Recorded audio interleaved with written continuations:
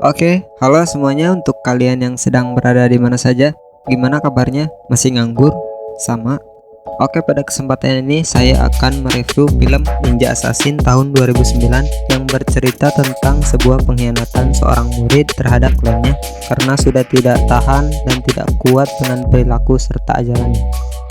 Oke, tanpa berlama-lama babangus, kita gaskeun ke alur ceritanya. Menjadi Iron Man belilah ada di mengoleh dia karena lama jeung ngadahar da di mengoleh maneh teu gaul jeung aing lain balad aing goblok ikan ieu makan tomat goblok mun teu ka dieu dading mengoleh rasanya anjing banget. Film dibuka dengan adegan seorang bos Yakuza yang sedang ditato di punggungnya oleh si abah-abah yang sudah bawa tanah. Di sini kita melihat bahwa si bos ini kesakitan saat ditato. Sigana masih abah make tinta makanan meren. Kemudian datang salah satu anak buahnya membawa sebuah surat untuk si bos. Saat dibuka, bukannya tulisan malah berisi pasir berwarna hitam. Malah diasaan di blok.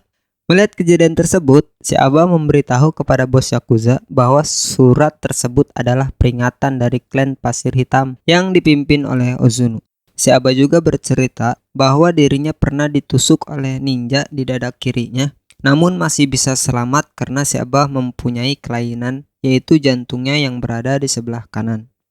Ketika si abah sudah babangus ngeler ngidul, si bos dan anak buahnya malah tertawa dan tidak percaya adanya ninja. Dan tiba-tiba salah satu anak buahnya ditebas kepalanya. Lalu satu persatu yang ada di ruangan tersebut dibantai habis-habisan termasuk si abah tato. Oke, scene berpindah ke markas Europol di Berlin. Di sini kita akan diperkenalkan oleh dua peneliti, ada Ryan dan juga Malika. Maksud saya Mika Sarua. Si Mika ini suka sekali meneliti kasus yang jarang dibahas oleh orang-orang. Salah satunya yaitu pembunuh bayaran yang sudah ada sejak tahun 1800-an. Pembunuh bayaran yang dimaksud ialah klan Pasir Hitam. Ketika Mika sudah menjelaskan tentang tetek bengek klan Pasir Hitam, namun si Ryan ini malah meremehkan dan tidak percaya adanya ninja. Sama seperti para anggota Yakuza tadi. Tapi si Mika ini tetap kekeh dan menjelaskan bukti-bukti serta mengungkapkan fakta-fakta klan Pasir Hitam. Akhirnya si Ryan pun tertarik dengan kasus ninja ini. Oke, ini dia tokoh utamanya, anjing mirip aing, si Raisa. Maksud saya Raizo. Terlihat dia sedang melondri pakaiannya sendiri. Sedikit penjelasan, di sini dia sedang ada di Berlin. Nanti kita akan tahu alasan Raizo menetap di Berlin adalah mencari tahu keberadaan Ozuno melalui agen pemerintah. Agar tidak mencolok, Raizo ini mengaku sedang merawat ayahnya yang sedang sakit. Padahal dia sedang mencari ayahnya dan ingin sekali membunuhnya. Psikopat sih. Nah, untuk kalian yang penasaran kenapa si Raizo ini ingin sekali membunuh Ozuno, yang tidak lain ayahnya sendiri sekaligus guru bela diri sejak kecil. Ozuno ini mempunyai niat membuat anak asuhnya jadi ahli bela diri yang mahir dan juga solid. Hanya saja si Bagong Ozuno ini mengajari anak asuhnya tidak manusiawi anjir. Ozuno percaya bahwa menjadi ninja yang baik adalah harus tidak mengenal rasa sakit. Oleh sebab itu, si Raizo ini sering sekali mendapat hukuman dan siksaan. Tujuannya agar si Raizo ini mempunyai beberapa keahlian, salah satunya dapat menyembuhkan luka sendiri. Di sisi lain, si Raizo juga mempunyai teman sejak kecil yaitu Kiriko, yang sekaligus merawat Raizo secara diam-diam. Perlahan-lahan mereka juga menyimpan rasa satu sama lain. Tapi sayangnya kisah mereka berakhir setelah Kiriko memutuskan untuk pergi dan meninggalkan klan tersebut karena Kiriko sudah tidak kuat dengan ajaran Ozuno. Namun usahanya untuk kabur itu sia-sia karena Kiriko ketahuan oleh ninja penjaga. Lalu Kiriko dibawa ke lapangan dan diikat di sebuah tiang. Ozuno memerintahkan Takeshi untuk mengeksekusinya. Sebelum mengeksekusinya, kita akan diperlihatkan wajah yang sangat-sangat bagong di sini. Scene berpindah kepada Mika yang sedang meneliti klan Pasir Hitam. Tiba-tiba datang seorang agen. Maksud kedatangan agen tersebut ialah menanyakan soal agen Ryan. Nah, ternyata Ryan juga ditanya hal yang sama oleh agen lainnya. Mereka sependapat bahwa orang-orang sudah curiga dan akan membunuh mereka sebab telah menyelidiki kasus ninja pembunuh ini. Singkat cerita, Mika pulang ke apartemennya yang tiba-tiba mati lampu saat malam. Pada saat masuk ke kamar, Mika menemukan sebuah surat yang berisi pasir hitam. Tidak salah lagi, pasti ulah klan Ozuno yang sudah mengincar Mika untuk dibunuh. Namun berhasil diselamatkan oleh Reizo. Oke, di sini saya masih bingung kenapa si Reizo tahu si Mika ini sasaran untuk dibunuh si Ozuno. Oke, lanjut. Mereka akhirnya berhasil kabur dari klan pembunuh. Saat di mobil, Mika bertanya kepada Reizo alasan kenapa diselamatkan dirinya. Setelah ditanya hal tersebut, kita akan dibawa flashback ke adegan di mana si Reizo ini melakukan aksi pertama kalinya sebagai pembunuh. Target pertamanya yaitu seorang sehewan. Seorang yang berbadan tambleg yang memakai jam tangan emas. Untuk tugas pertamanya, Reizo hanya berbekal pisau cutter yang gak ada gagangnya. Mungkin biar orang gak curiga meren. Piraku ek mawateng baja mah, kan gak mungkin. Oke, lanjut. Setelah menyelesaikan tugas pertamanya, Ozuno sangat bangga.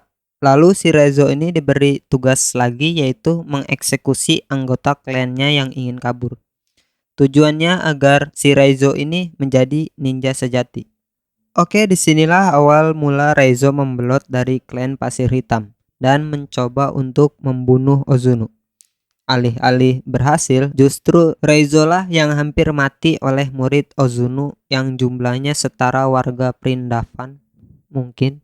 Jadi alasan Reizo menyelamatkan Mika adalah karena Reizo percaya bahwa Mika bisa membantunya mengungkap keberadaan markas dari klan Ozuno.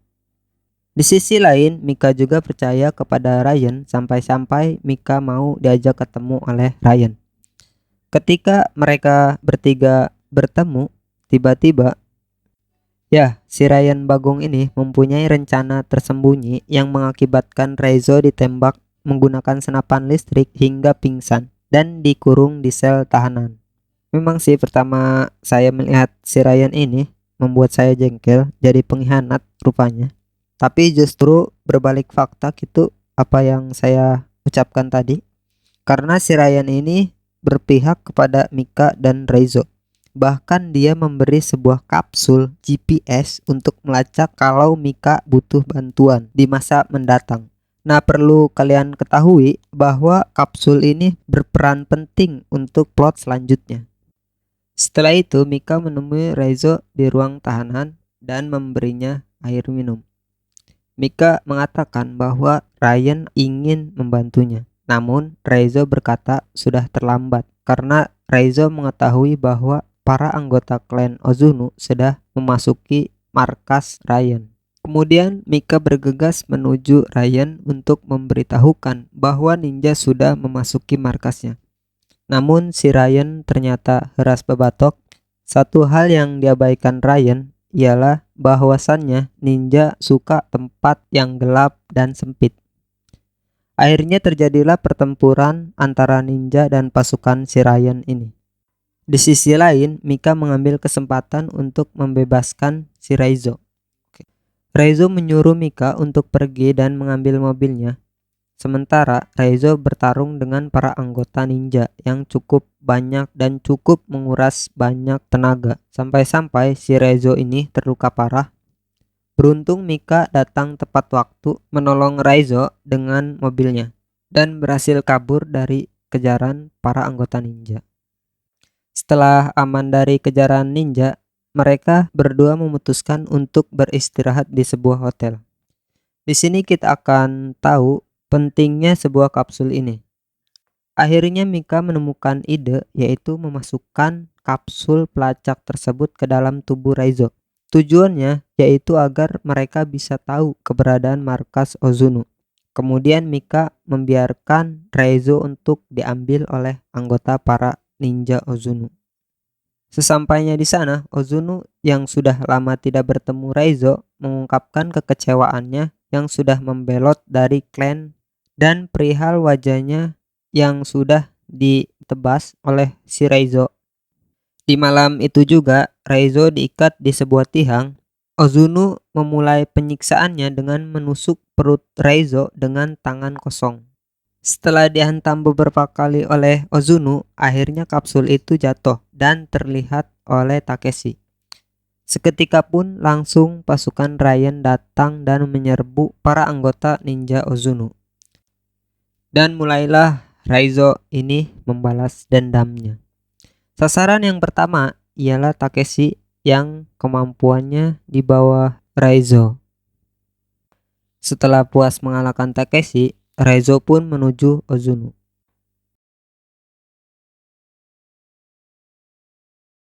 Memang di awal Raizo kewalahan menghadapi Ozuno yang gerakannya sangat cepat, secepat kilat, dan sampai-sampai Raizo ini ingin terbunuh.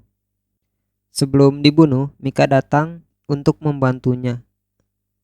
Namun usaha si Mika ini sia-sia karena si Raizo ini mempunyai jurus menghilang. Malahan si Mika ini ditusuk oleh Ozuno di dada kirinya.